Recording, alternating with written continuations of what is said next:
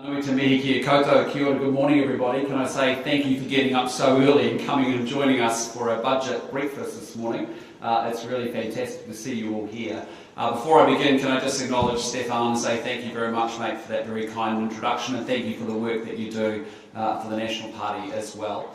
Can I acknowledge Ward Camo, the Chair of the National Party Northern Region, and all of his team for hosting us here so graciously. Can I acknowledge our great Mayor of Auckland, Wayne Brown, our Deputy Mayor, Desley Simpson. I want to also acknowledge my good friend, our great Minister for Transport, delivering projects to get things done. Simeon Brown is in the house today. Give him a big round of applause, please.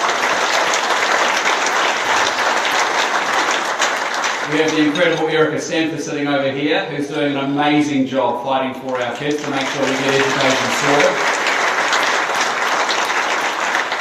And we've got the absolutely fantastic Tama Potaka, who's doing everything he can to improve outcomes for Māori and non-Māori included. So I want to say, Tama, thank you so much, mate. You're making a big difference. You're doing a great job for our team as well. Well, look, kids born this year, just like Stefan's niece or nephew, are going to turn 16 in the year 2040. And that year will mark 200 years since the Treaty of Waitangi was signed, and the bicultural foundations of New Zealand as we know them today were established in law. And more than previous generations, they're going to grapple with a world that is absolutely bursting at the seams with opportunity, but also uncertainty. You know, a global economy shifting its weight from the Atlantic into the Indo-Pacific, an increasingly diverse New Zealand full of both the challenges and the opportunities that come from a more multicultural society, and families and businesses and communities forced to adapt and evolve at pace in response to the often devastating impacts of climate change. And it's an exhilarating time because the world is increasingly at our doorstep with all of the challenges and all of the opportunities that that brings to our backyard. And so looking out to 2040, our responsibility is to define the conditions that we want to leave for those young Kiwis born in New Zealand today. And it's now our obligation to leave a similar legacy for our children and our grandchildren, for that generation who will come of age in that time of our national bicentennial. And my vision is that by 2040, New Zealand will be characterised by three achievements. A much more dynamic and productive economy with higher standards of living and more opportunity for all. A country where Kiwis return home in search of a better life instead of leaving in pursuit of higher incomes. We want to have a public services set that's defined and delivered and evaluated through the lens of what we call social investment. Funding devolved out to the community so that Kiwis can achieve their potential, leading healthier, happier lives. And we want a comprehensive response to climate change, both on track to achieve our ambitious emissions targets and building New Zealand so it's resilient to the challenges of a much more volatile physical world. And so we've already taken some very early steps to achieving those objectives. On the economy, we're working incredibly hard to reduce inflation and to lower the cost of living, and also to start to enact pro-growth policies to end the recession that we inherited at the end of last year. On social investment, there's funding in this year's budget to embed social investment in the delivery of all of our social services across government. And we're already starting to devolve services to grassroots organisations, working with community organisations like Gumboot Friday to roll out that counselling services for 15,000 young Kiwis who desperately need that. And we're going to do a lot more of that as we go forward. And then on climate, we are already have started to form through Simon Watts, a cross-party approach to climate adaptation. So irrespective of which government's in power, irrespective of the generation, we're actually going to build a consistent approach to how we build climate adaptation to New Zealand. And we, of course, want to double the amount of renewable electricity we have in this country so that we can make that transition to that clean future that we desire. So it's early days, but there's a lot more for us to do. And so in the coming months, you're going to hear a lot more from me and our government about how we define and achieve each of those strategic objectives, what success might look like by 2040, and actually, most importantly, how we're going to get there. And I truly believe, I have to tell you 6 months into this job, that New Zealand has a fantastic future. We have an incredible future. We have everything we need to be very, very successful. And so I am very confident that our best days lie ahead of us, and if we work together, we can actually grasp and reach out and seize those opportunities in front of us. In the meantime, I am absolutely, unapologetically, resolutely focused on delivery, because New Zealanders voted for change last year, and they voted for us to do three things. They voted for us to rebuild the economy and to lower the cost of living that they're facing right now. They voted for us to restore law and order and to make them feel safe in their homes, their businesses and their communities. And they voted for us to deliver better public services, particularly in the areas of health and education. And so I believe yesterday's budget highlights the progress that we've started to make so far. Because yesterday what you saw, I think, was a responsible budget. It was a careful budget. It was a budget for what I call the squeezed middle. And it's certainly a budget for the difficult and challenging times that we face today. And it is a budget, I think, for every New Zealander who knew that our government could do, should do, and would do much, much more with much less. And so let me put this budget into a little bit of context for you, because it is certainly the tightest budget by any reasonable measure that we've seen for over 5 years. Government spending is expected to grow at its slowest pace since National was last in government in 2017, and the budget operating envelope, as it's called, is the smallest that it's been since 2018. And I said yesterday that this budget is in fact a diamond made under pressure, because it's the product of a systematic commitment to actually driving better value out of, and better value for money out of every government spend. And what we have been able to deliver, I think, given the conditions we face, is nothing short of remarkable. Because we have been able to deliver more money for health, more money for education, more money for disability services, but there's also more money for police and more money for corrections and also defence. And we've made those big investments in this budget, but we've done it differently. We have got no intention of blowing out and replicating what we've seen in previous years of blowout budgets. We've only delivered our ambitious commitments in this year's budget thanks to a very comprehensive savings program driven across the whole of government. And yes, that savings program is to fund tax relief, as the Minister of Finance confirmed before the budget, but also it's enabling a wider program of savings to generate the fiscal headroom that we need to fund those big investments that I outlined on the frontline services.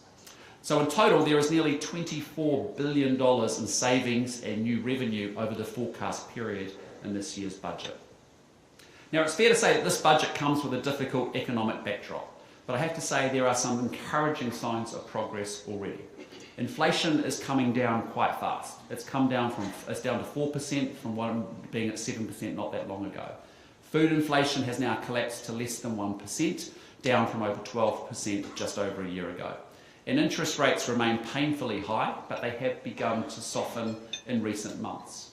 And importantly, business confidence is well off the lows of 2022 and also 2023, showing that while times are tough, there's a growing sense of optimism in the boardroom and at the building site.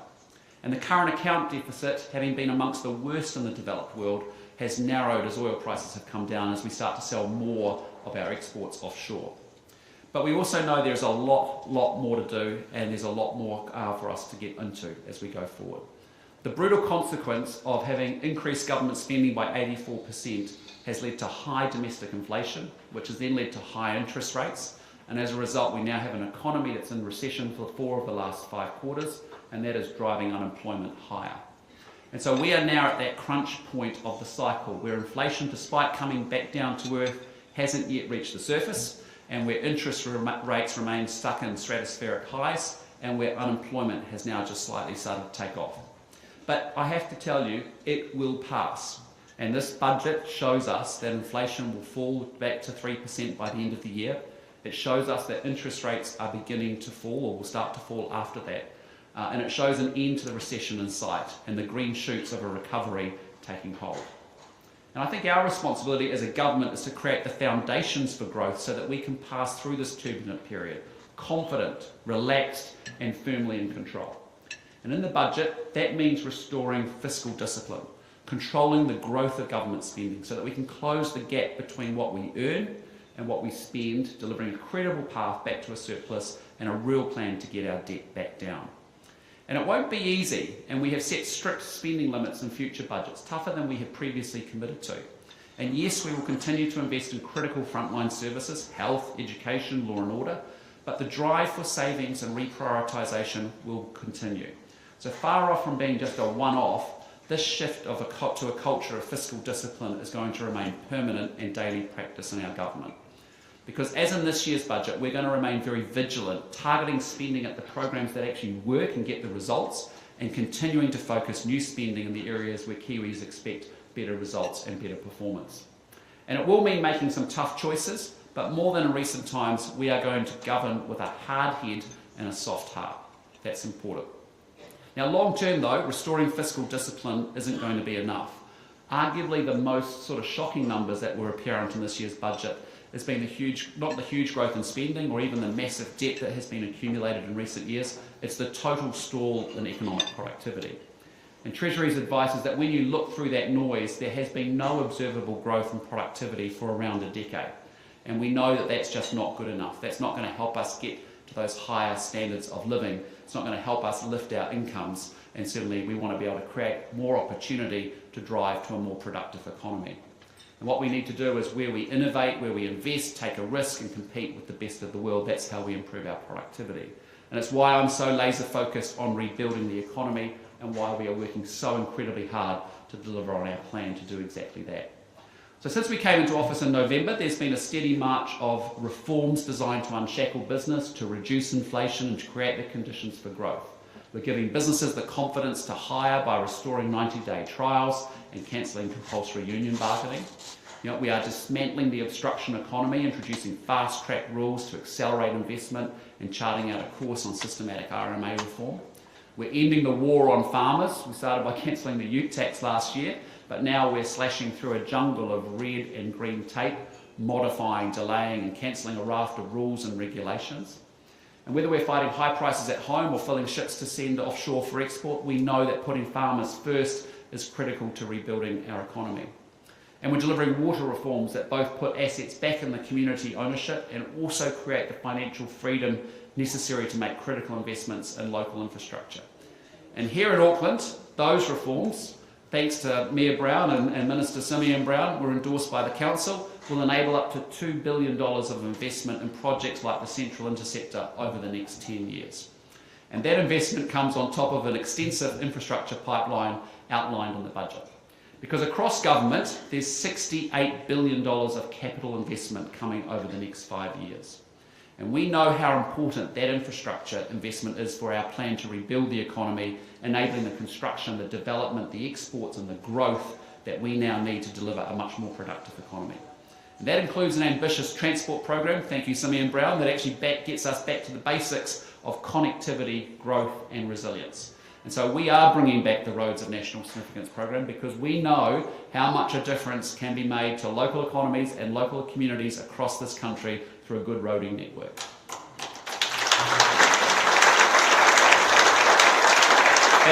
And since we confirmed NZTA's budget earlier in the year, we've added an additional $1 billion in yesterday's budget to accelerate the delivery of those roads, with more to say soon on the timing and the delivery of those projects.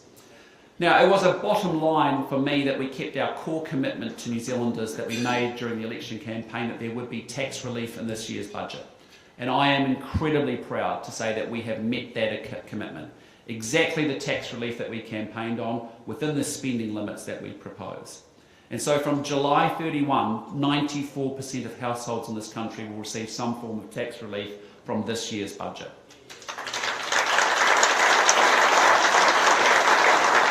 And just think about that, for the squeezed middle who are struggling to get through from paycheck to paycheck, week to week, that can mean up to $102 a fortnight for a family on an average income. And then if you have young kids, up to another $150 more from Family Boost a fortnight.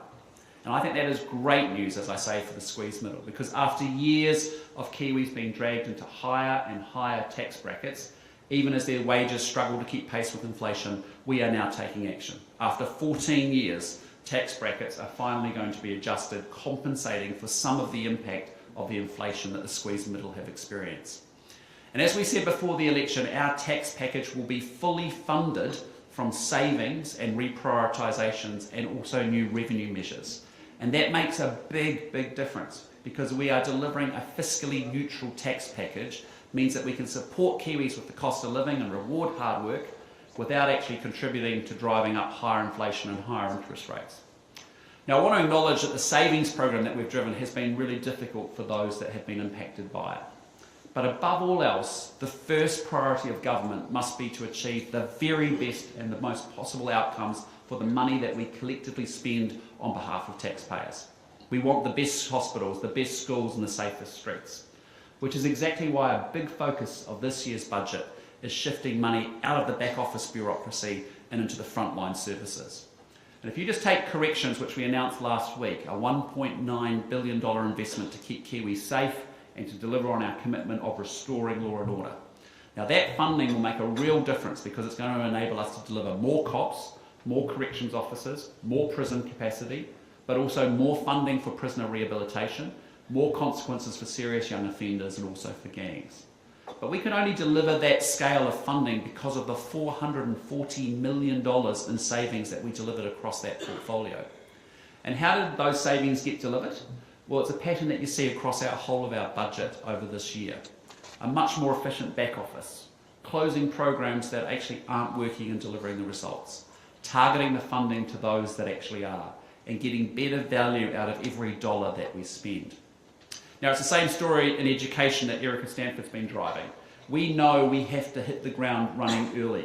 We know we have to make big investments and we have to step change our performance in education. Achieving better results for all of those kids that are waking up this morning and heading off to school, and sadly in New Zealand, not enough of them going to school, is an absolute priority for both myself and for Erica. As Prime Minister, I set 2 targets for education. One was an 80% achievement in reading, writing and maths at Year 8, so our kids are set up for success in high school, and an 80% of students attending school regularly, which means 90% of the time. And that might sound quite straightforward to many of you in the room, but delivering those targets is going to be a huge, huge challenge. Only today, around half of our students are actually achieving what they should be by the time they hit high school, well south of the target of 80% that we've set. And that's why we're making big commitments on the front line in the budget this year in education. And so far we have announced we are rolling out $67 million for structured literacy to make sure that every Kiwi kid gets the best opportunity to learn to read and write. And for those of you who don't know what structured literacy is, think phonics, think how we used to learn and how we used to teach our kids to sound out words and actually do it the same way, every day across this country is what Erica and I are wanting to achieve. Thank you, Erica Stanford.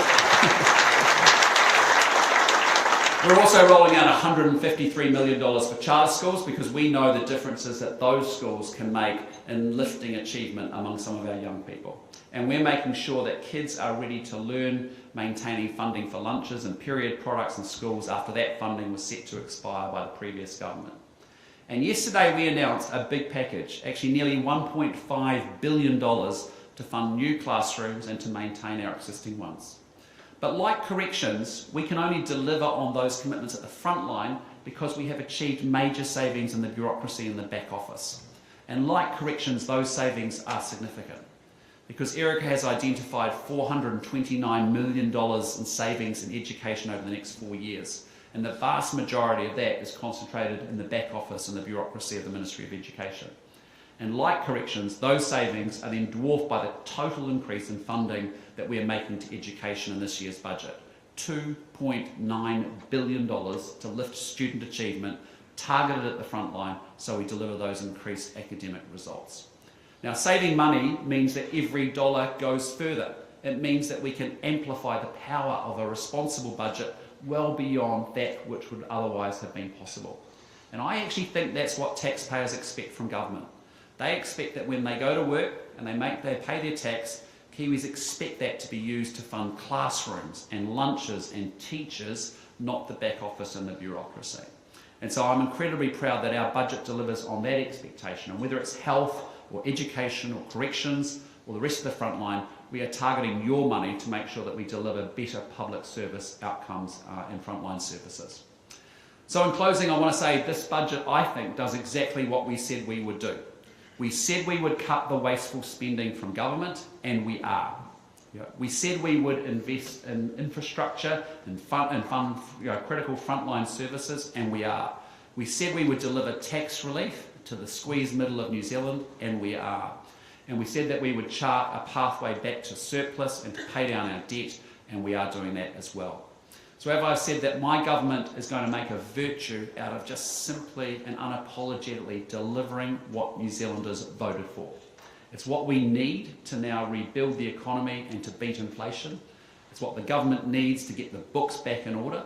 And it's what certainly low and middle income families, the squeezed middle, need to respond to the cost of living. So again, can I say thank you so much for being here this morning. I really appreciate you taking time out to learn a little bit more about the budget and our thinking behind it. Let's work together so that we can actually get New Zealand back on track. Thank you very much.